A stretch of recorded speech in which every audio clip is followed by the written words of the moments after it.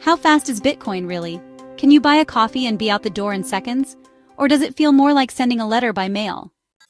Today we're breaking down Bitcoin's transaction speed simply.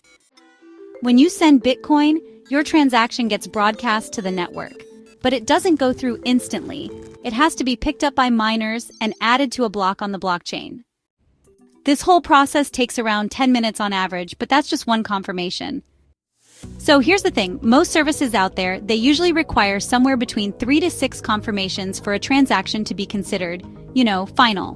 What this means is, it can take anywhere from about 30 minutes to over an hour before your Bitcoin payment is truly complete.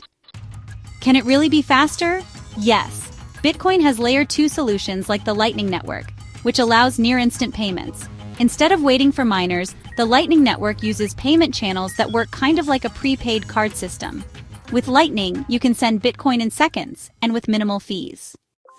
What slows Bitcoin down? Several things can affect Bitcoin's speed. Network congestion, too many transactions at once.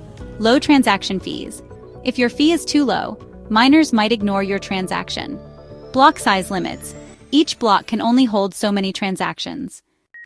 Let's compare it to other payment systems. Visa, thousands of transactions per second. Bitcoin main network, about 7 transactions per second. Lightning Network, theoretically millions per second. So the main network is slow, but solutions like Lightning make Bitcoin much faster and more practical for everyday use.